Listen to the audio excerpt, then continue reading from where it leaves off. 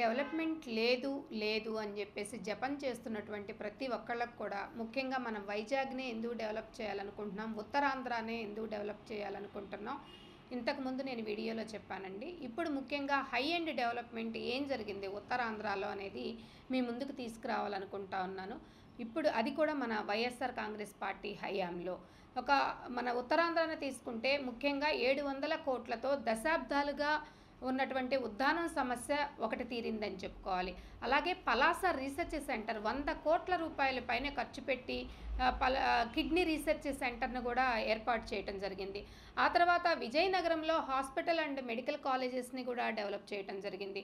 ఆ తర్వాత శ్రీకాకుళంలో భోగాపురం ఇంటర్నేషనల్ ఎయిర్పోర్ట్ కూడా, అలాగే ఫిషింగ్ హార్బర్స్ కూడా మనకి విజయనగరంలో స్థాపించడం, శ్రీకాకుళంలో ఏర్పాటు చేయడం జరిగింది. ఆ తర్వాత వైజాగ్లో ఇనార్బిట్ మాల్ కావచ్చు, అదానీ డేటా సెంటర్ కావచ్చు, ఇన్ఫోసిస్ కావచ్చు, ఇవన్నీ ఏర్పాటు చేశారు. ఆ తర్వాత అచ్యుతాపురంలో తీసుకుంటే అరబిందో, అలాగే లూరిస్ ల్యాబ్స్, అపాచీ టైర్స్ ఇవన్నీ కూడా డెవలప్ చేశారు. అలాగే ఎన్టీపీఎస్ 1,00,000 కోట్ల పెట్టుబడిని పెట్టి వైజాగ్లో రాయచూర్ ఎక్స్ప్రెస్ వే కావచ్చు, మరియు సో మెనీ డెవలప్మెంట్స్ అండి. వైజాగ్లో మేదరమట్ల ఎక్స్ప్రెస్ వే కావచ్చు, ఇవన్నీ కూడా వైజాగ్లో డెవలప్ చేసింది. ఇవన్నీ కూడా ఉత్తరాంధ్ర కిందకే వస్తాయి కాబట్టి మనందరం కూడా ఆలోచించాలండి. ముఖ్యంగా అరకు వ్యాలీ కూడా ఎంత బాగా డెవలప్ చేశారు. కాబట్టి so many developments we have seen in Uttarandhra అండి.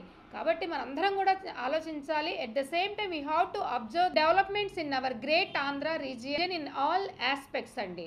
ఎందుకంటే మనము థింక్ చేయలేదు అంటే రేపు ఎలక్షన్లో ఓటు వేసేటప్పుడు కూడా అందరం కూడా ప్రతి ఒక్కళ్ళకు కూడా ఒక క్వశ్చన్ మార్క్ లాగే ఉంటుంది, ఓటు ఎవరికి వేయాలి ఏంటి అనేది.